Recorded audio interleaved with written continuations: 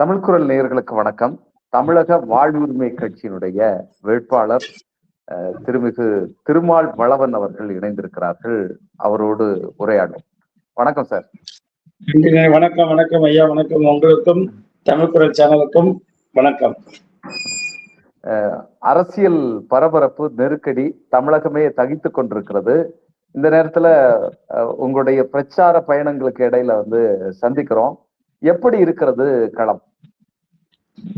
எங்களுடைய களம் கடலூர் மாவட்டத்தில் நெய்வேலி தொகுதி, குறிஞ்சிப்பாடி தொகுதி, பண்ருட்டி, விருதாச்சலம், புவனகிரி, இப்படி எங்களுடைய தொகுதியில் நாங்கள் வலுவான நிலையில் இருக்கின்றோம். குறிப்பாக சொல்ல வேண்டும் என்று சொன்னால், பண்ருட்டியை விட நெய்வேலியும் குறிஞ்சிப்பாடியும் மிக வலுவான ஒரு வெற்றி இலக்கை நோக்கி பயணித்துக் கொண்டிருக்கின்றோம். வெற்றி ஏறக்குறைய உறுதி செய்யப்பட்ட ஒன்றாக தெரிகிறது. கடந்த முறை 2021 திமுக கூட்டணியோடு இணைந்து நீங்க போட்டி போட்டீங்க. இன்னைக்கு பாத்தீங்கன்னு சொன்னா திமுக கூட்டணி ஒரு பக்கம், இன்னொரு பக்கம் அதிமுக பாஜகவினுடைய கூட்டணி. இரண்டு மலைகளுக்கு நடுவுல தமிழக வாழ்வுரிமை கட்சி தனித்து நின்று கொண்டிருக்கிறது.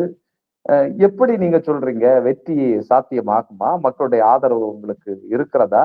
எதனுடைய அடிப்படையில மக்கள் உங்களுக்கு ஆதரவை வழங்குறாங்க? மக்கள் எங்களை பேராதரவோடு வரவேற்கின்றார்கள். எங்களுடைய கடந்த கால செயல்பாடுகள் மக்களுக்கானது. நாங்கள் மக்களுக்காக எந்த விதமான சமரசம், மக்களுக்கான போராட்டங்களில் எந்தவித சமரசத்தையும் செய்து கொள்வதில்லை. அது எவ்வளவு பெரிய ஆட்சி அதிகாரத்தில் இருந்தாலும் சரி, இல்ல அதிகார வர்க்கமா இருந்தாலும் சரி, எவ்வளவு பெரிய நிறுவனங்களாக இருந்தாலும் சரி, நாங்கள் மத்திய மாநில இரு அரசுகளையும் மக்களுக்காக கடுமையாக களத்தில் நின்று போராடுகின்றவர்கள். இதை எங்களுடைய போராட்ட களங்களை நேருக்கு நேராக எங்களுடைய மக்கள் அதை பார்த்தவர்கள். அவர்கள் நாங்க களத்தில் எப்படி போராடுவோம், அரசு இயந்திரங்களை எப்படி நாங்க எதிர்த்து நிற்போம் அப்படிங்கறத எங்கள் மீது இருக்கக்கூடிய நம்பிக்கை, அவர்களுக்கு ஒரு அசைக்க முடியாத நம்பிக்கை எங்கள் மீது வைத்திருக்கின்றார்கள். அந்த நம்பிக்கையின் பலம் தான் இன்றைக்கு எங்களுக்கு சென்ற இடமெல்லாம் பேராதரவும் பெரும் உற்சாகமும் எழுச்சியும் புரட்சியே இங்க நடந்து கொண்டிருக்கின்றது. ஆனால் இந்த பத்திரிகை உலகம் அதை கண்டுகொள்ளவில்லை என்பது வேதனைக்குரிய விஷயம். அப்படிப்பட்ட ஒரு மக்கள் புரட்சி இன்னைக்கு நடந்துட்டு இருக்கு. அது ஒரு எளிய மக்களின் பிரதிநிதியா நீங்க சொல்றது போல 2 மலைகளை எதிர்த்து மிகப்பெரிய கூட்டணி, 2 பேர்களும் மெகா கூட்டணி. ஒருத்தர் 26 கட்சிகளோட சந்திக்கிறாரு, ஒருத்தர் அதே மாதிரி அதுக்கு குறைவில்லாத கட்சிகளோடு இணைகிறார், மத்திய மாநில பலத்தோட. அப்ப ஒரு தனித்து நின்று ஒரு சிறிய கட்சி, எளியவனாகிய நாங்கள் இந்த மக்கள் மன்றத்தை சந்திக்கின்ற போது இந்த மக்களுடைய பேரெதிர்ச்சியும் பேராதரவும் ஒரு நினைத்து பார்க்க முடியாத அளவுக்கு, கற்பனையிலே நாங்க நினைத்து பார்க்க முடியாத அளவுக்கு எங்களுக்கு எழுச்சியான வரவேற்பும் மக்கள் ஆதரவும் இருக்கின்றது. இன்றைய கால நிலவரப்படி இப்போ திருமால் வளவன் அவர்களை நான் ஒரு வாக்காளனாக நான் எதுக்காக தேர்வு பண்ணணும்? அப்படி உங்களுக்கான தனித்துவம் என்ன? உங்களுடைய நம்பிக்கைய நான் பெறுறதுக்கு நீங்க இந்த களத்துல நெய்வேலியில மக்களுக்காக என்னென்ன வேலைகளை செஞ்சிருக்கிறீங்க? மற்ற கட்சியினர், குறிப்பாக திமுகவினுடைய வேட்பாளர், அதிமுகவினுடைய வேட்பாளர், இவர்களை தவிர்த்து தனித்துவமா நீங்க என்ன செஞ்சிருக்கிறீங்க களத்துல அப்படின்னு சொன்னீங்கன்னா நல்லா இருக்கும். வேட்பாளரை அரசியல் ரீதியா விமர்சனம் செய்தாக வேண்டும். ஆனால் தனிப்பட்ட முறையில் அவர்களுடைய விமர்சனமா அது இருக்கக்கூடாது என்பது என்னுடைய இது. ஆனா அவர்களை தனிப்பட்ட முறையில் அவர்கள் இருவரும் வியாபாரிகள், நான் மக்களுக்கான களத்தில் இருக்கக்கூடியவன். இதுதான் எனக்கும் அவர்களுக்குமான வித்தியாசம். என் மக்கள் வாழ்வு பெற வேண்டும், என் மக்கள் எழுச்சி பெற வேண்டும், என் மக்கள் எல்லா உரிமைகளும் பெற வேண்டும், என் மக்கள் இந்த மண்ணில் நல்ல ஒரு கட்டமைப்புடன் கூடிய பொருளாதார வளர்ச்சியுடன் கூடிய நல்ல ஒரு அறிவை பெற வேண்டும், நல்ல உயர் படிப்புகளை பெற வேண்டும், அவர்கள் கல்வியின் மூலமாக இந்த உலகத்தை ஆள வேண்டும், இந்த உலகத்தையே வெற்றி பெற வேண்டும். தமிழர்கள் எப்படி நீ உலகம் முழுவதும் கோலோச்சுகின்றார்களோ பல்வேறு துறைகளில், அதை போன்று என்னுடைய மக்கள் வர வேண்டும் என்பதில் நாங்கள் கடினமாக கிட்டத்தட்ட 35 ஆண்டு காலமாக இந்த மக்களுக்காகவும் இந்த மண்ணுக்காகவும் இந்த மக்களுடைய வாழ்வியலுக்காகவும் இந்த மக்களுடைய சகல விதமான இன்பத் துன்பங்களிலும் கஷ்டங்களிலும் நஷ்டங்களிலும் இயற்கை பேரிடர்களிலும் பெரும் மழையிலும் புயலிலும் பெரும் வெள்ளத்திலும் வறட்சியிலும் மக்களோட மக்களா நிற்கின்றவர்கள். இவர்களுக்கு தேர்தலில் சீட்டு கொடுத்தா மட்டும்தான் தொகுதிக்கு வருவாங்க. இவர்கள் களத்தில் நிற்கிற போராளிகள் அல்ல. நான் களத்தில் நிற்கிறேன். என்னுடைய அரசியல் வரலாற்றில் பல வழக்குகளை சுமந்திருக்கேன் மக்களுக்காக. அதுதான் என்னுடைய தகுதின்னு நான் இல்ல சொல்லுவேன். எந்த மாதிரியான போராட்டங்களை வந்து நீங்க முன்னெடுத்திருக்கீங்க களத்துல? மக்களுக்கான அனைத்து விதமான போராட்டங்களும் கையாண்டிருக்கேன். நான் சந்திக்காத போராட்டங்களே கிடையாது. நெய்வேலியை எதிர்த்து, நெய்வேலி நிர்வாகத்தை எதிர்த்து வீடு நிலம் இழந்தவர்களுக்காக, அந்த மக்களுடைய வாரிசுகளுக்கு வேலை கேட்டு வீடு நிலம் இழந்தவர்களுக்கு ஒரு சரியான காம்பன்சேஷன் கேட்டு, அவர்களுடைய உடைமைகளை பறித்துக் கொண்டு அவர்களை ஓட்டாண்டி ஆக்கி, அவர்களுடைய வீடு, காடு, கழனி, தோட்டம், துறவு, வைக்கப்போரு, மாடு கட்டக்கூடிய அது விவசாயிகள் எப்படி வாழ்வாங்க, ஒரு நில உடைமை சொந்தமாக மிகப்பெரிய ஒரு தோட்டம், துறவு, எல்லா வசதி வாய்ப்புகளோட இந்த மாதிரி எல்லா பயிர்களும் விளையக்கூடிய ஒரு பூமி அது, செம்மண் பூமி. அப்ப அந்த செம்மண் பூமியில வந்து வாழை, மா, பலா, கரும்பு, வேர்க்கடலை, அந்த பயிர் வராத மாசுலயே இருக்காது. எல்லா விதமான பயிர்களும் அந்த பூமியில் வரும். அது சாத்துக்குடி வரும், ஆரஞ்சு வரும், என்ன நீங்க ரேர் ஃப்ரூட்ஸ் எது வச்சாலும் வரும். நீங்க மலைப்பகுதியில விளைவிக்கக்கூடிய அனைத்து பயிர்களும் அந்த பூமியில விளையும். அப்படிப்பட்ட ஒரு பூமியை இன்னைக்கு நெய்வேலி நிர்வாகம் பறித்து கொண்டு அந்த மக்களுக்கு வந்து ஆரம்ப காலங்களில் மிக அடிமாட்டு விலைக்கு வாங்கினாங்க. ஏக்கர் 100 ரூபாய்க்கு வாங்கிட்டு இன்னைக்கு எங்க காலத்துல தான் 75,000 ரூபாயில இருந்ததை வந்து எங்களுடைய சகோதர சட்டமன்ற உறுப்பினர் இருக்கும்போதுதான் போராடி 6 லட்சம் ரூபாயா மாத்தினார். அதுக்கு பிற்பாடு கடுமையான நெய்வேலி நிர்வாகத்துக்கு அச்சுறுத்தலையும் போராட்டத்தையும் அழுத்தத்தையும் கொடுத்து ஆட்சியாளர்கள் எப்பயுமே என்ன பண்ணுவாங்க, நெய்வேலி நிர்வாகத்துக்கு அமைச்சர்களும் எம்எல்ஏக்களும் ஜால்ரா அடிக்கிறவங்களா தான் இருப்பாங்க. ஏன்னா அங்க சிஎஸ்ஆர் ஃபண்டிங் உங்களுக்கு கொடுப்பாங்க, அதை யூட்டிலைஸ் பண்ணுவாங்க. இந்த ஆளுகின்ற அரசா இருக்கக்கூடிய கட்சி இந்த நெய்வேலி நிர்வாகத்தினால நிறைய பெனிஃபிட்ஸ் அனுபவிப்பாங்க, அது அந்த ஸ்டேட்ஸோட கவர்மெண்ட். அதனால வந்து அவங்க என்னைக்குமே அந்த நிர்வாகத்துக்கு சாதகமா தான் இருப்பாங்களே, நிலை கையப்படுத்துறதுல இருந்து அந்த மக்கள் அந்த தொழிலாளர்களுடைய போராட்டத்தை நெசுக்குவதில இருந்து ஒடுக்குவதில இருந்து எல்லா வழியிலையும் வந்து நிர்வாகத்துக்கு சாதகமாக தான் அவர் நடந்து கொள்வார்கள். நாங்கள் மட்டும்தான் அந்த பகுதியிலே எங்க மக்களுடைய வழிகளையும் அவருடைய வேதனைகளையும் அவருடைய துன்பங்களையும் துயரங்களையும் களத்துல நின்று உள்வாங்குகின்றவர்கள். ஒருவர் வந்து எப்படி வாழ்ந்தாங்க நேத்திக்கு, அவங்க இன்னைக்கு எப்படி வாழ்றாங்க அப்படிங்கிறது ரெண்டுத்தையும் நாங்க கண் கொண்டு பாக்குறோம். அன்னைக்கு வந்து நில உடைமை சமூகமா மிகப்பெரிய ஒரு மிராசு போன்று சினிமாவெல்லாம் காட்டுகின்ற ஒரு மிராசை போன்று தோட்டம், துறவி, வீடு, காடு, கழனி, வயல், வெளியே, தேனி, போர்வல் இப்படி என்று மாடு, ஆடு, கோழி இப்படி என்று வாழ்ந்தவர்கள் எல்லாத்தையும் புடுங்கிக்கிட்டு 3 சென்ட் நிலத்துல அவர்களுக்கு சிறை வைக்கலாம். அங்க அதுக்கு எந்த விதமான அடிப்படை வசதிகளும் கிடையாது. ஒரே ஒரு முறைதான் குடித்தண்ணீர் வரும் அவர்களுக்கு. அந்த நகரத்துக்குள்ளார அவர்களை வந்து அந்த மக்களுடைய வழிபாட்டு தலங்களை பறித்துக்கிறான், நீர்நிலைகளை பறித்துக்கிறான், கமகரைகளை பறித்துக்கிறான், சரி எல்லாத்தையும் பறிச்சுக்கிட்டு அப்படியே வேரோட புடுங்கி கொண்டு வந்து இப்ப நம்ம ஈழத்தமிழர்களை கொண்டு வந்து நம்ம இங்க குடி வச்சிருக்கோம் இல்லைங்களா, அகதிகளாக வந்தவர்கள அதை ஒத்த வாழ்க்கை தான். அவங்களுக்கு வந்து ஒரு சும்மா ஒரு சின்ன ஷெட்டு மாதிரி இருக்கும், அதுல ஒரு சின்ன 3 செட்ல ஒரு வீடு, அதுக்குள்ளார பாத்ரூமா, அதுக்குள்ளார எல்லாமே இருக்கும். அதை வந்து கட்டிக்கிட்டு அந்த மக்கள் வந்து அது படுற அந்த துயரங்களை வந்து அந்த மக்களுடைய வழிகளையும் நாங்கள் உள்வாங்குறோம். அவர்களுக்கு வேலை, நிரந்தர வேலை கிடையாது. அப்ப அவர்கள் வந்து அவருடைய வாழ்வாதாரத்தை முற்று முழுவதாக இழந்து விட்டு நிரந்தர வேலை கிடையாது, அது உனக்கு கான்ட்ராக்ட்ல வேலை தரமாங்க, அப்புறம் சொசைட்டி ஆக்குறமாங்க, எதுவும் பண்ண மாட்டாங்கன்னா 40 வருஷமா சொசைட்டில இருக்க 13,500 ஒப்பந்த தொழிலாளர் இருக்கா. சுப்ரீம் கோர்ட் சொல்லி அவர்கள் வந்து இந்த அரசு வந்து அவர்களை வந்து நிரந்தர தொழிலாளியை மாத்தல. அப்படி மாற்றப்பட்ட 3,500 பேருக்கு ஒப்பந்த தொழிலாளரை விட குறைவான சம்பளம் கொடுக்குறான். அப்ப எப்படி எல்லாம் நிரந்தர தொழில் தானே கேட்டா நிரந்தரம் ஒண்ணு ஆக்குறேன்னு சொல்லிட்டு எல்லாம் அரியருப்பா அது இது எல்லாத்தையும் வந்து அனௌன்ஸ் எல்லாத்தையும் கட் பண்ணி அவனை ரொம்ப கேவலமா ஒரு 18,000 சம்பளத்துக்கு வச்சிருக்கான்.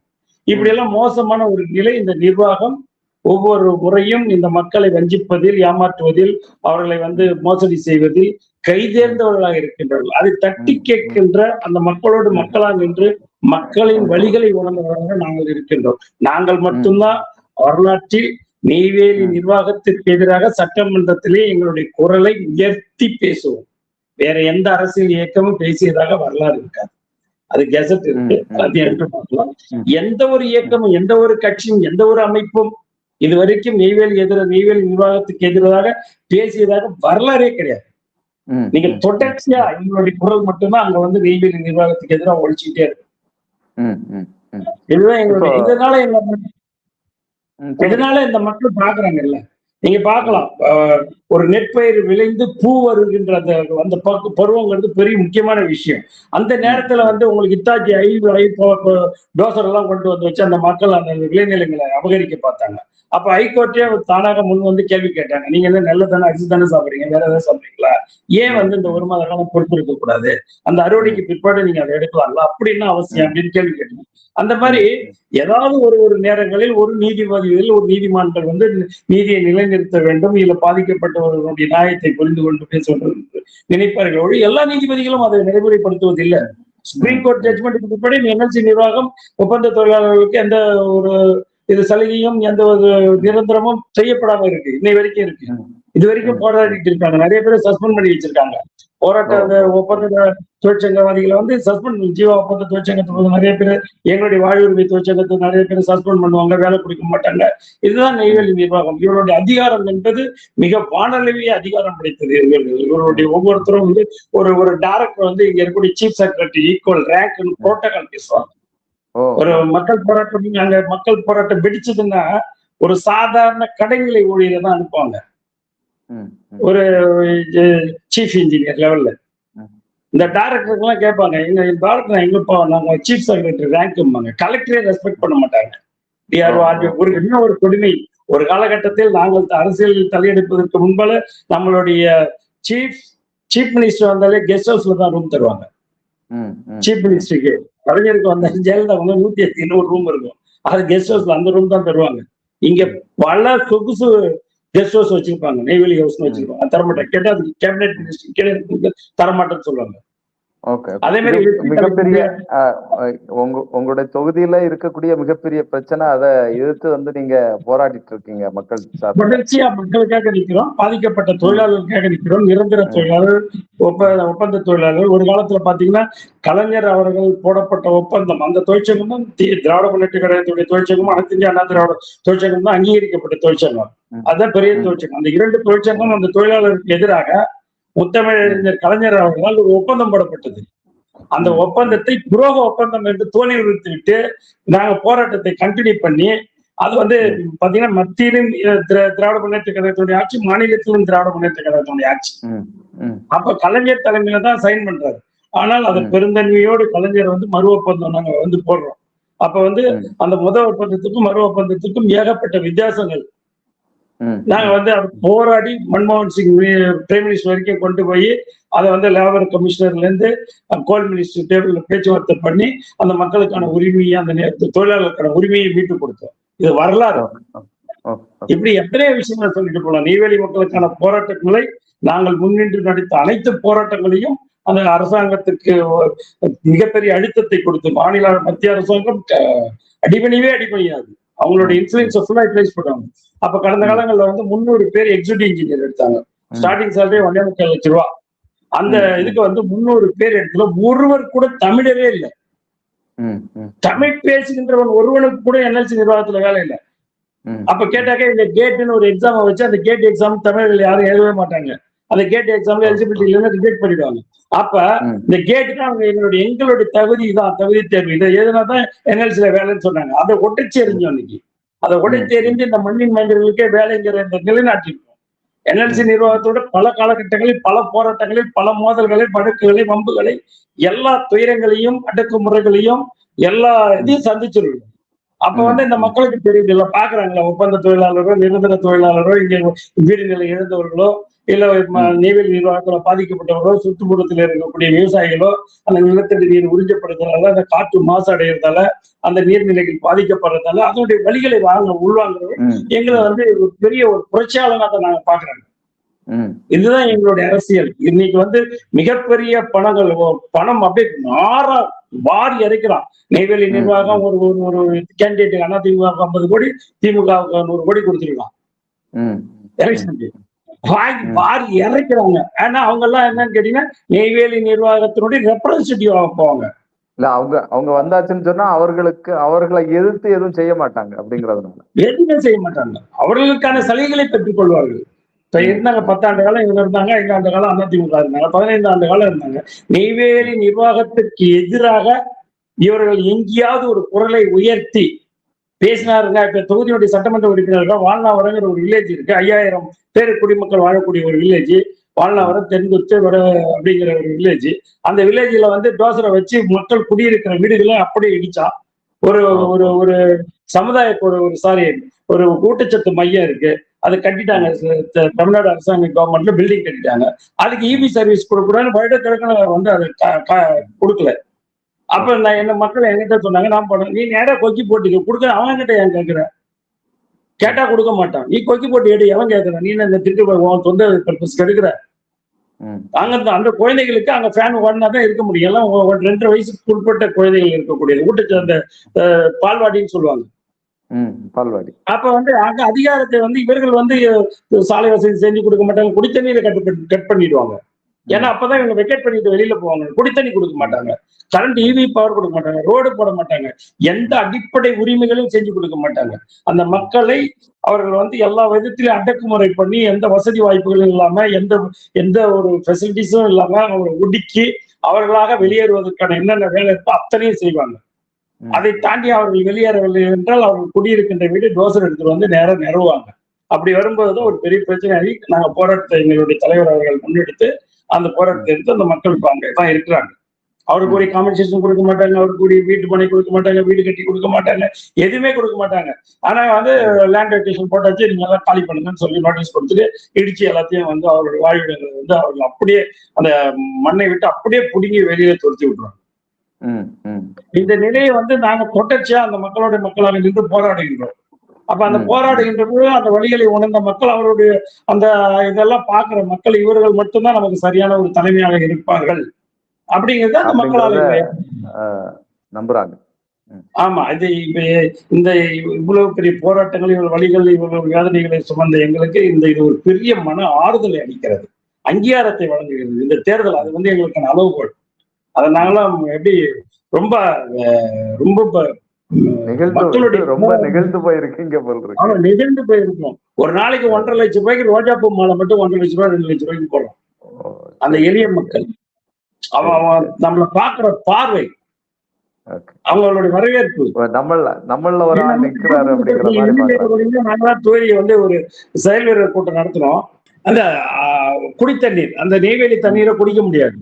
அது வந்து ரொம்ப அடியிலிருந்து எடுக்கிறதால அது வந்து அதனுடைய கண்டென்ட், அதனுடைய இதெல்லாம் வந்து ரொம்ப கிட்னி ஃபெயிலியர் ஆகும். அந்த மாதிரி அந்த தண்ணி பயன்படுத்தணும். அதனால அவங்களுக்கு வந்து ரொம்ப மோசமா தான் இருக்கு.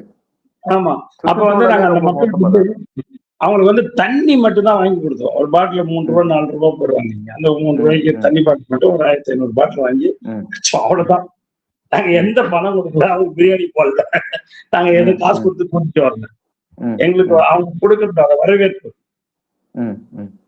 இப்படி ஒரு பெரிய ஒரு அங்கீகாரம் அந்த மக்களுடைய. அது ஒரு பெரிய ஒரு எங்களுக்கு வந்து இந்த அளவுக்கு வந்து ஒரு அந்த மக்கள் மனதில் நிக்கிறோம் நாங்க. இல்ல இதை தாண்டி இந்த போராட்ட களங்கள், இங்க இருக்கக்கூடிய வேலை வாய்ப்புகள் மறுக்கப்படுறது, மக்களுடைய உரிமைகள் மறுக்கப்படுறது, இதற்கெல்லாம் எதிராக நீங்க வந்து வேலை பார்த்திருக்கீங்க.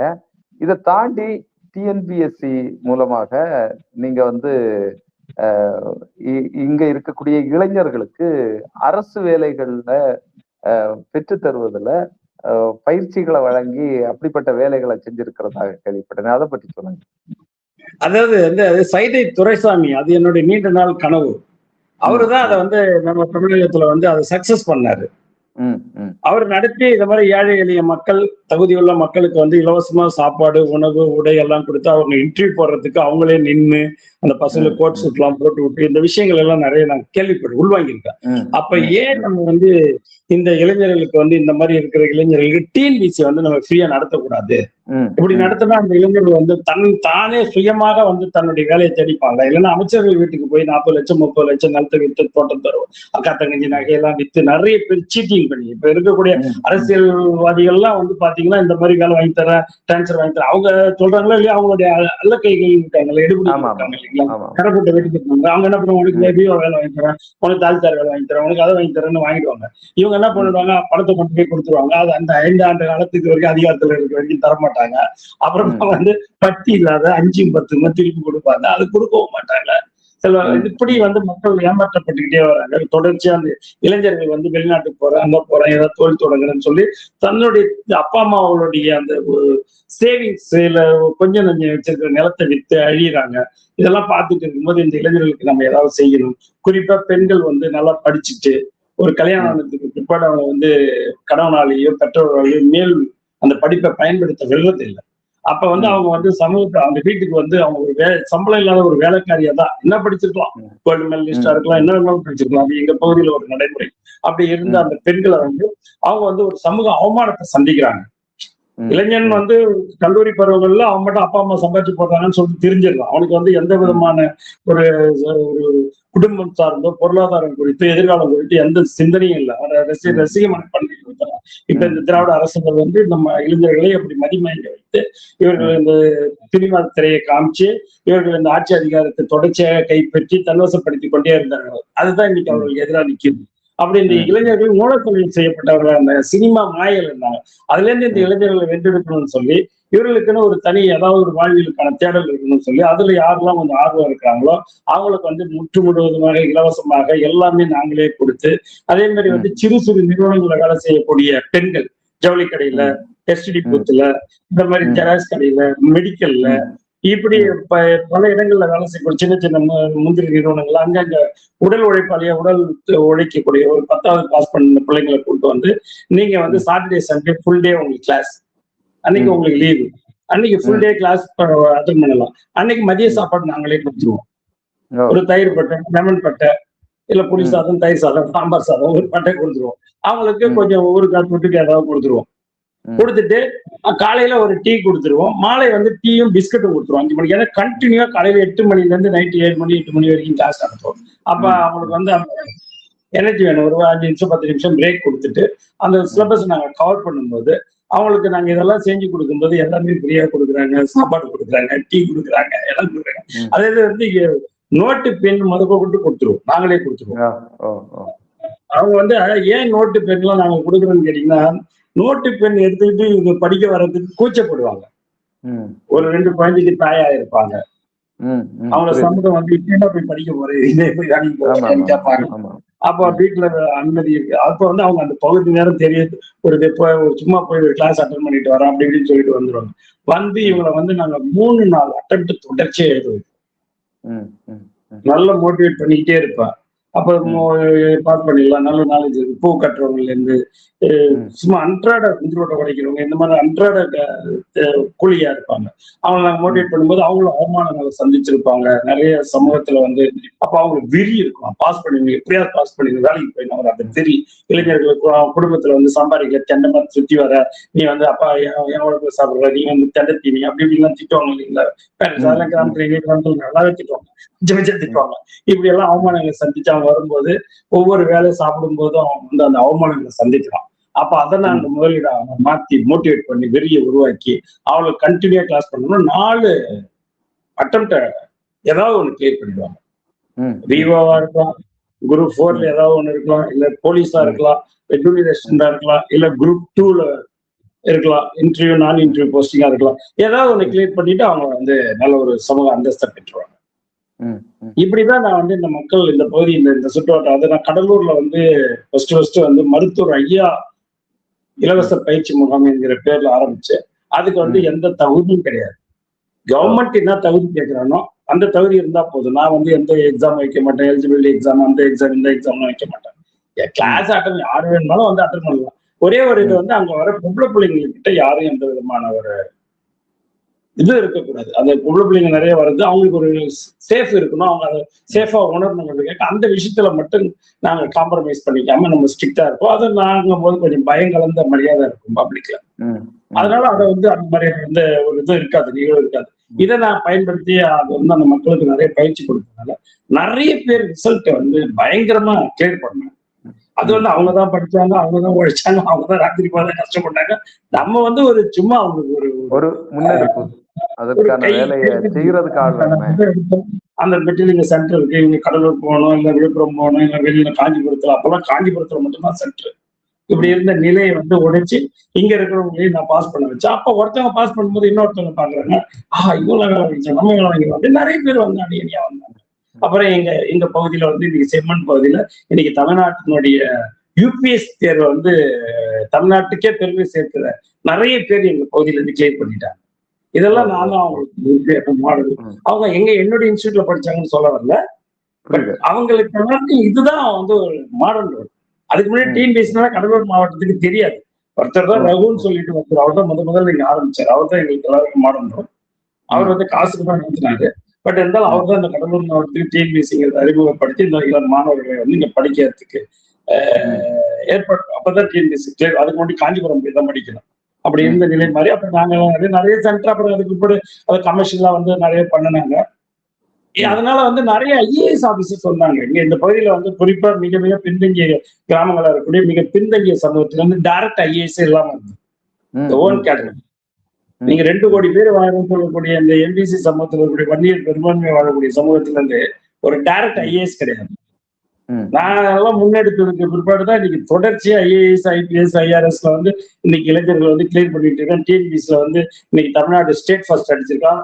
டிஎன்பிஎஸ்ல வந்து அதே எல்லாம் இந்த பக்கத்து கிராமங்களை சொன்னாங்களே, அதே மாதிரி டிஎன்பிஎஸ்ல தமிழ்நாடு குரூப் 2ல ஆயிப்பேட்டைங்கிற என்னோட பக்கத்து அந்த கிராமத்துல நிறைய இளைஞர்கள் என்கிட்ட வருஷம் பாஸ் பண்ணுவாங்க. அதுல ஒரு தம்பி அவர் வந்து ஸ்டேட் ரேங்க் அடிச்சாரு. இது வந்து எப்படின்னு கேட்டீங்கன்னா, தொடர்ச்சியா இப்ப ஐஏஎஸ் எல்லாரும் பாஸ் பண்ணிக்கிட்டே இருக்காங்க. வருஷத்துக்கு 2 பேர் 3 பேர். பண்ருட்டில பாத்தீங்கன்னா ஒரே நேரத்துல 3 பேர் பாஸ் பண்ணாங்க. ஐஸ்வர்யா கிளியர் பண்ணிச்சு, அதுக்கு பிரியங்கான ஒரு பொண்ணு கிளியர் பண்ணிச்சு, இன்னும் ஒரு பொண்ணு ஐஆர்எஸ் கிடைச்சது. ஒரே டைம்ல ஆல் இந்தியா ரேங்க்ல வந்து 37, 38 அடிச்சு தள்ளாங்க. இது வந்து என்ன, இங்க எங்களுடைய அரசியல் வருகைக்கு பிற்பாடு ஏற்பட்ட மிகப்பெரிய மாற்றம். இதெல்லாம் நாங்க உரிமை கொண்டாடுற கப்பல் இல்லை. ஏன்னா நாங்க இருக்கிற வரைக்கும் இங்க வந்து ஒரே ஒரு ஹையர் செகண்டரி ஸ்கூல் இருக்கிறது பெரிய விஷயம். ஒட்டுமொத்த பழைய பண்ருட்டி தொகுதியில, அதாவது நகரத்துக்கு போனதான் ஹையர் செகண்டரி ஸ்கூல், கிராமத்துல ஹையர் செகண்டரி ஸ்கூல். இப்ப நாங்க அரசியல், எங்க சகோதர அரசியலுக்கு வந்ததுக்கு பிற்பாடு நாங்க மாபெரும் மாற்றங்களை உருவாக்கிறோம். சாதாரண மாற்றங்கள்லாம் கிடையாது. அதை வந்து இன்னைக்கு மக்கள் உணர்றாங்க. அப்ப வந்து ஒரு புரட்சியே அந்த பகுதியில் நாங்க உருவாக்கிறோம். அப்படி பாத்தீங்கன்னா எல்லா மிடில் ஸ்கூல், எலிமெண்டரி ஸ்கூல்ல இருந்து மிடில் ஸ்கூல்ல ப்ரொமோட் பண்ணுவோம். மிடில் ஸ்கூல் எல்லாம் ஹைஸ்கூலா ப்ரொமோட் பண்ணிருக்கோம். ஹைஸ்கூல் எல்லாத்தையும் ஹையர் செகண்டரி ஸ்கூலா ப்ரொமோட் பண்ணிருக்கோம். உங்களுக்கு எங்க வந்து இந்த கிராமப்புற இளைஞர்கள் ஃபில்டர் பண்ணப்படுறாங்க அப்படின்னு கேட்டீங்கன்னா, உங்களுக்கு குரூப் 1 கொடுக்க மாட்டாங்க, பயாலஜி கொடுக்க மாட்டாங்க. ஏன்னா 200 மார்க்கோ 180 மார்க் எடுத்துதான் பாஸ் பண்ணிட்டு போவான். இவன் இங்கிலீஷ் தெரியாது. இங்கிலீஷ் 10th வரைக்கும் ரூரல்ல படிச்சுட்டு போவான். அவனுக்கு இங்கிலீஷே அப்பவே ஒரு 3 letters 4 letters லெவலுக்கே படிக்க தெரியாது. அந்த லெவல்ல போற மாணவர்கள் வந்து அவங்க வெக்கேஷன் கொடுத்து ஃபில்டர் பண்ணிடுவாங்க. பெரிய வசதி வாய்ப்பு உள்ள நல்ல எஜுகேஷனல் புரிதல் உள்ள இளைஞர்கள் வந்து அது போவாங்க. அப்ப நெய்வேலி நம்பிதான் இருக்கணும் எஜுகேஷனுக்கு. இங்க இருக்கிற 1-2 ஸ்கூல் தான். அப்ப இவ்வளவு பிரைவேட் ஸ்கூல் எல்லாம் கிடையாது. அப்ப நாங்க அதை உடைச்சறிஞ்சு கவர்மெண்ட் ஸ்கூல்லயே எல்லாம் தரமான ஹையர் செகண்டரி கொண்டு வர்றோம். எல்லாம் லேப் ஃபெசிலிட்டிஸ், அவங்களுக்கு எல்லாம் சொந்த செலவுல ஃபேன் போட்டு கொடுக்குறோம் கிளாஸ் ரூமுக்கு எல்லாத்துக்கும். பண்ருட்டி எம்எல்ஏ இருக்கும்போது எல்லா ஸ்கூலுக்கும் வந்து ஃபேன் போட்டு கொடுத்தாரு சொந்த செலவு. அதே மாதிரி பசங்க வந்து படிக்கிற பசங்களை மோட்டிவேட் பண்ணுவாரு. எப்பெல்லாம் டைம் கிடைக்குதோ அப்பெல்லாம் கிளாஸுக்கு போய் இவரே மோட்டிவேஷன் பண்ணுவார். கிஃப்ட் கொடுப்பாரு, பிரைஸ் கொடுப்பாரு. ஃபர்ஸ்ட் எடுத்தவனுக்கு பேச்சு போட்டி, கலை இலக்கியம் எப்படி வச்சு எல்லாத்தையும் பிரைஸ் கொடுத்து மோட்டிவேட் பண்ணி அந்த பசங்க நீங்க உலகத்தையே ஆள்றாங்க. கவர்மெண்ட் ஸ்கூல்ல படிச்ச பசங்க இன்னைக்கு உலக அளவுல பேர் புகழோட வராங்க. எங்களுடைய பேக்ரவுண்ட் தான். இன்னைக்கு பாத்தீங்கன்னா நீ தாய் தமிழகத்துல எங்களுக்கு வரவேற்பு என்பது கம்மி. எங்களுக்கு புலம்பெயர்ந்த நாடுகள்ல இருக்கக்கூடிய தமிழர்களுடைய வரவேற்பு என்பது அதிகம். ஏன்னா இவங்க அங்க இருக்கிற ஒரு சில தமிழர்கள் எங்க பேரை வச்சிருக்கும் போது இவன் சொந்த தமிழர் இல்லையா, சொந்த ஊருக்காரர் இல்லையா, எங்க அண்ணனுக்கு இங்க எப்படி ஒரு மரியாதை, இப்படி ஒரு பேரன்னு அவனை அறியாமலே அவன் வந்து எங்க மேல ஒரு ஈர்ப்பு, ஃபயர் இதெல்லாம் உருவாகும். இன்னைக்கு கூட எங்களுடைய தேர்தல் கேட்க புலம்பெயர்ந்த நாடுகளில் வாழக்கூடிய தாயக தமிழர்கள், நான் ஈழத்தமிழர்கள் அவங்க எல்லாம் அறிக்கை கொடுக்குறாங்க. அவங்க அதை சொல்லுங்க, எங்களுடைய பகுதியில இருந்து தன்னுடைய பொருளாதார தேவைக்காக வேலைக்கு போனவங்க அத்தனை பேரும் எங்களை ஆதரிக்கிறாங்க. இப்படி பல விஷயங்களை சொல்லிக்கிட்டே போலாம். இதே மாதிரி அண்ணா யூனிவர்சிட்டி, உங்களுக்கு அண்ணா யூனிவர்சிட்டிங்கிறது வந்து இளைஞர்களுடைய கனவு. அண்ணா யூனிவர்சிட்டியில படிக்கணும். அந்த கனவா இருந்த அண்ணா பல்கலைக்கழகத்தை அண்ணா யூனிவர்சிட்டியை வந்து நாங்க கொண்டாந்து எங்க முந்திரி காட்டுல அமைச்சோம் தமிழ்நாட்டிலே. அப்ப வந்து அந்த வரலாற்று சாதனை எல்லாம் யார் எங்களால் தான் நிறுத்த முடிஞ்சது. அதனாலதான் தமிழ்நாட்டுக்கு மாவட்டம் தோறும் அண்ணா யூனிவர்சிட்டி கிடைச்சது. இப்படி எங்களுக்கு இப்ப கூட இப்ப பாத்தீங்கன்னா பொன்முடி இருக்கிற வரைக்கும் அவருக்கு பக்கத்துல கல்லூரி இருக்கு. அவர் இன்ஜினியரிங் காலேஜ் வச்சிருக்காரு, ஆர்ட்ஸ் அண்ட் சயின்ஸ் காலேஜ் வச்சிருக்காரு. எங்க பண்ருட்டி பகுதியிலேருந்து போயிருக்கின்ற இளைஞர்களும் மாணவர்களும் அவர் கல்லூரியில் படிக்கணும் எங்களுக்கு கல்லூரி கொடுக்காமலே இருந்தாரு. அவர் வந்து அதுக்கு பிற்பாடு வந்து நம்ம இப்ப இருக்கக்கூடிய உயர்கல்வித்துறை அமைச்சர் கோவை செழியன் வந்தாரு. அவர் எங்களுடைய நீண்டகால நண்பர். அவருடைய கல்லூரி காலத்துல இருந்து எங்களுக்கு வந்து அவர் நண்பர். அவரு லா காலேஜ் படிக்கும்போது அதை பயன்படுத்தி அந்த முதல் காலேஜ் நாங்க வாங்கிட்டோம். நீண்ட நெடிய போராட்டமா பெற முடியாத ஆர்ட்ஸ் அண்ட் சயின்ஸ் காலேஜ். இவர் அமைச்சரான அடுத்த செகண்டே அடுத்த நாளே எங்களுக்கு வந்து arts and science college approval கிடைச்சது. இப்ப வந்து ஏற்கனவே நாங்க இன்ஜினியரிங் காலேஜ் கொண்டு வந்தோம், இப்ப ஆர்ட்ஸ் அண்ட் சயின்ஸ் காலேஜ் கொண்டு வந்தோம். அதே மாதிரி பண்ருட்டி மருத்துவமனை 100 பெட்டுடன் கூடிய மருத்துவமனையாக தரம் உயர்த்தி அங்க ஸ்கேன்ல இருந்து, எக்ஸ்ரேல இருந்து, ஆபரேஷன் தியேட்டர்ல இருந்து, அது ஒரு வட்டார தலைமை மருத்துவமனை.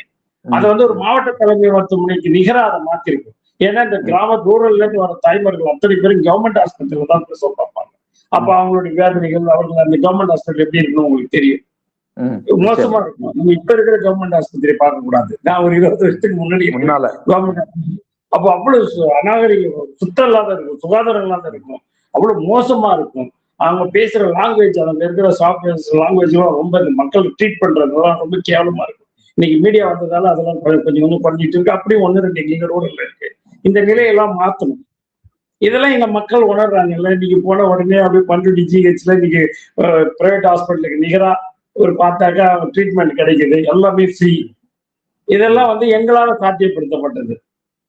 அதே மாதிரி எங்களுக்கு விளைவிக்கக்கூடிய முந்திரிக்கும் பலாவுக்கும் எங்களுக்கு சரியான விலை இல்லாம இருந்தது. வெளிநாட்டுல இருந்து இம்போர்ட் பண்ணி இங்க இருக்கக்கூடிய பண்ருட்டி முந்திரியை வந்து மார்க்கெட்ல வந்து மதிப்பிழக்க வைத்தாங்க. ஏன்னா வெளிநாட்டு முந்திரி பருப்பு நல்லா பாலிஷா இருக்கும், நல்லா பெருசா இருக்கும், நல்லா பளபளப்பா இருக்கும். அப்ப பண்ருட்டி முந்திரி பெயர் சுருக்கமா இருக்கும், பாலிஷா இருக்காது, சின்னதா இருக்கும். பட் வந்து ருசி வந்து பண்ருட்டி முந்திரிக்கு தான் ருசி ஜாஸ்தி. ருசியும் மினரல்ஸ், வைட்டமின்ஸ், இப்படி தாதுக்கள் எல்லாமே அடங்கியது. பண்ருட்டி முந்திரி கொலஸ்ட்ரால் கம்மியானது. இது வந்து ரொம்ப ரேர். அதை வந்து பேட்டன் ரைட்ஸ் வாங்கணும். அதுக்கு நல்ல முந்திரி வாரியம் கொண்டு வந்தோம். இதெல்லாம் வந்து பெரிய சாதனை, என்எஸ் ரெக்கார்ட் மாதிரி இது. அதே மாதிரி பலாவுக்கு வந்து நாங்க வந்து மதிப்பு கூட்டிய பொருளா மாற்றி, பலா வந்து அறுவடை சீசன்ல உடனே மாம்பழம் மாதிரி பழுத்துடும், வேஸ்டேஜ் ஆயிடும். அந்த பழம் 1 மாசத்துல காய்க்கக்கூடிய பொருள் அதை வந்து மதிப்பு கூட்டிய பொருளா மாற்றி அதுக்குன்னு வந்து பேட்டன் ரைட்ஸ் வாங்க. பண்ருட்டி பலாவுக்குன்னு பேட்டன் ரைட்ஸ். நீங்க பலா வந்து பலாவிலே உலகத்திலே சிறந்த ரகம்னு சொன்னா அது பண்ருட்டி பலா தான். எங்க மண்ணில் விளையக்கூடியது, அது நெய்வேலி தொகுதியில விளையக்கூடியதா. அது புதுசா காளியப்பம், மாம்பட்டு, முத்திரசமுப்பம் இப்படி இருக்கக்கூடிய எங்க கிராமங்கள், என்னுடைய நிறைய வகை இருக்கு. அதுல நிறைய வகை. அது எல்லாமே அதை வந்து நாங்க பேட்டன் ரைட்ஸ் வந்து இன்னைக்கு வாங்கியிருக்கோம். அதை வந்து மதிப்பு கூட்டிய பொருளா மாற்றத்துக்கு பலாவில இருந்து வந்து நீங்க பலாவை இங்க இருந்து கல்டிவேஷன் பண்றது இங்கதான். மலைப்பகுதியில் இருக்கிற பலா வந்து அறுத்து எடுக்க முடியாது, பழுத்துதான் விழும். ஏன்னா அது இண்டிவிஜுவலா ஹைட்டா போகும், அது யாரும் வந்து இது பண்ண முடியாது. பட் ஆனா இங்க இருக்கிற பழம் எப்படின்னு கேட்டீங்கன்னா, ஈஸியா வந்து மாமரத்துல இருந்து எப்படி மாங்காய் பறிக்கிறோமோ அதை விட எளிமையா பலாப்பழத்தை பறிக்கலாம். பறிச்சு லோடு விட்டு கேரளாவுக்கு போய், கேரளாவிலதான் அது யூனிட் ப்ராசஸிங் யூனிட் நிறைய இருக்கு. அவங்கதான் இதை யூட்டிலைஸ் பண்ணிட்டு, மலையாளிஸ் தான் யூட்டிலைஸ் பண்ணிட்டு இருந்தாங்க முந்திரியும் பலாவையும். அதை முழுக்க குறுந்தொழிலா கொண்டு வந்து எங்க தொகுதி முழுக்க பாத்தீங்கன்னா பண்ருட்டியும் பலாவையும் சார்ந்து வாழக்கூடிய அந்த பொருளாதாரத்தை வந்து அந்த மக்கள் இவ்வளவு தானே புயல், இவ்வளவு துயரம் துன்பம் இருந்தபோது அவர் பொருளாதார நிலையில வந்து நலிவடையாம வலுவா இருக்கிறதுக்கு காரணம் இந்த பணப்பயிர்கள் தான். இப்ப அதை நாங்க மீட்டு கொடுத்துருக்கோம் அவங்களுக்கு. பண்ருட்டி பலாவுக்கு புவிசார் குறியீடு, பண்ருட்டி முந்திரிக்கு புவிசார் குறியீடு, முந்திரிக்கு நல வாரியம், முந்திரியினுடைய எக்ஸ்போர்ட் இம்போர்ட் ஃபேக்டரி காட்டாட்டி குப்பத்துல கிட்டத்தட்ட ஒரு 500,000 கோடிக்கு விட்டு 100 கோடி ரூபாயில ஃபேக்டரி கட்டியிருக்காங்க. அதுக்கு நிதி ஒதுக்கி அதை வந்து மதிப்பு கூட்டி பொருளை மாற்றி அது மாதிரி பண்ணியிருக்கோம். அதே மாதிரி பார்த்தீங்கன்னா பலாவுக்காக வந்து பெரிய கோல்ட் ஸ்டோரேஜ், அந்த சீசன்ல அறுவடை பண்ணக்கூடியதை கொண்டு போய் அதை வச்சு எப்ப வேணுமோ வருடம் முழுக்க பயன்படுத்திக்கலாம். இப்ப பலாவில இருந்து ஜாம் தயாரிக்கலாம், சிப்ஸ் தயாரிக்கலாம், புரோட்டீன் பவுடர் அந்த பலா பட்டையில இருந்து தயாரிக்கலாம், பலா சக்கையில இருந்து கறி பலாவுக்கு பயன்படுத்தலாம், சமையலுக்கு பிரியாணிக்கு பயன்படுத்தலாம். இப்படி எல்லாத்தையும் அதை மதிப்பு கூட்டிய பொருளா ப்ராசஸிங் யூனிட். அதே மாதிரி முந்திரி பழத்துல இருந்து எடுக்கக்கூடிய உற்சாக பானம், நல்ல ஒரு ட்ரிங்க்ஸ், அதுல இருந்து பெண்ணிங் ஒரு இதெல்லாம் சரக்கு வந்து நம்ம கோவாவில் தயாரிக்கலாம். அது வந்து ஆல்கஹால், இந்த ஆல்கஹால் இல்லாம வந்து ஹெல்த் ட்ரிங்க்ஸா நாங்க மாத்துறோம். அதை இப்படி எல்லாம் கவர்மெண்ட்டுக்கு நிறைய ப்ராஜெக்ட் கொடுத்து இதெல்லாம் பண்ணியிருக்கோம். அதே மாதிரி இங்க இருக்கக்கூடிய கனிம வளங்கள் கொள்ளைகளுக்கு எதிராக நீங்க பாத்தீங்கன்னா கடந்த ஆண்டுகள்லாம் நெய்வேலி நிலக்கரி துறைமுகத்தை விட ஆழமா இந்த கண்டகோட்டை ஆத்தை நோண்டி வச்சிருந்தாங்க கடந்த அதிமுக ஆட்சியாளர்கள். அங்க இந்த 5 ஆண்டு காலத்துல ஒரு படி மண்ணை கூட நாங்க எடுக்க விடல எங்களுடைய மணல் ஆற்று பகுதியில இருந்து. ம், கடுமையான அதுக்கு எதிர்வினைகள் ஆச்சு. அதை வந்து நாங்க யாரும் பர்மிட் எத்தனையோ பேர் பர்மிட் எடுத்துட்டு வந்தாங்க. ம், பிரைவேட் லேண்ட் எடுக்கணும்னு வருவாங்க, நாங்க ஆ, ஆற்றுல எடுக்கணும்னு வருவாங்க. நாங்க அதை அனுமதிச்சதே இல்லை. அதே மாதிரி ஆற்று மணலை வந்து பொது உடைமையாக்கி அதை வந்து அரசே எடுத்து நடத்தணும், குவாரி சிண்டிகேட் அமைச்சு ஆட்சியாளர்கள் கொள்ளையடிக்கிறாங்க, அதை தடுத்து நிறுத்தினதும் எங்களுடைய நிறுவன தலைவர் வேல்முருகன் தான். இப்படி ம், எண்ணற்ற விஷயங்களை சொல்லிட்டே போலாம். கல்விக்கு அதிக முக்கியத்துவம். ம், இந்த சமூகம் கல்வி பெற்றால் எல்லாவற்றையும் தானே பெற்றுக்கொள்வார்கள், அவளுக்கு எதுவும் நம்ம இலவசம் தர வேண்டியது.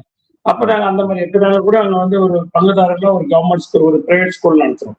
அதுல வந்து நாங்க இஸ்ரோனுடைய இதை வந்து இப்ப எலன் மஸ்கனுடைய சம்பளம் நாங்க வந்து சமூக ஊடகத்துல போய் 1 லட்சம் சம்பளம் 17,500 கோடி. இப்ப கிராம இளைஞர்களை நான் மோட்டிவேட் பண்றேன்.